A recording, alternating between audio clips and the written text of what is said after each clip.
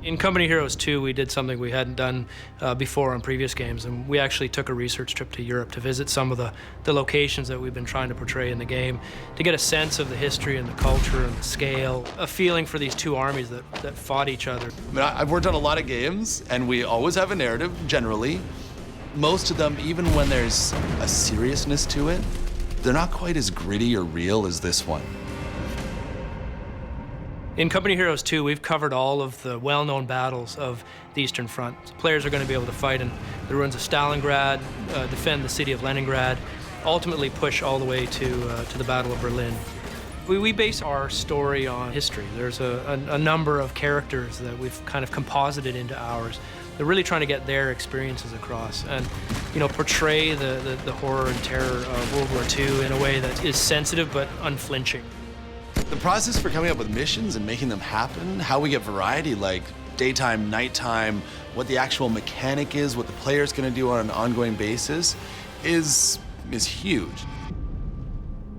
We've expanded quite a bit from Company of Heroes 1. We've got missions where you're leading a small group of snipers through a countryside, eliminating German officers. We've got a mission where you're sieging a castle. They actually fought with modern weapons at some of these places. So you had tanks and machine guns where you might typically think about knights and, you know, swords. The campaign itself is based on, you know, poring over history books, reading personal journals and records from soldiers. So although we can't recreate those battles exactly as they were, we try to capture some aspect, some element of what they might have felt like. We want to pull people through playing one mission where maybe it's a little bit tough to deal with the elements that are in that mission because horrible things are happening. Horrible things happen on the Eastern Front. That's an authentic part of the experience. But at the same time, we know that needs to swing upwards, and so we'll look for something that's going to be like, what's going to be really fun? What's going to be really fun is storming through German lines with tanks. Yeah, let's do that.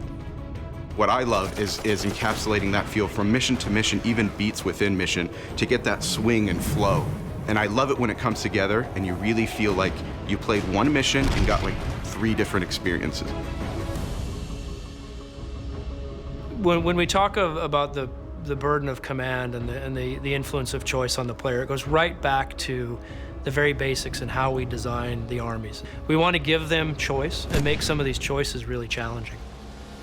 Some of those decisions involve whether to go back and rescue troops that have been lost, and in other situations, whether to blow up a bridge to prevent the Germans from crossing it, knowing full well that you have Russians on the other side. At that point, you're just kind of like, wow, this is a whole different ball game. Theater of war really is something where we're trying to extend the experience and the ways in which you can play the game. And it's sort of just like, we know what happened in real life, so how did you handle it, and can you get the same result? It's not competitive multiplayer. You don't have to worry about winning or losing. It's about you exposing yourself to the historical arc of World War II, but also to dig into some of the tactics that were used to help you become a better player. So when you're ready to jump into multiplayer, you have that experience behind you.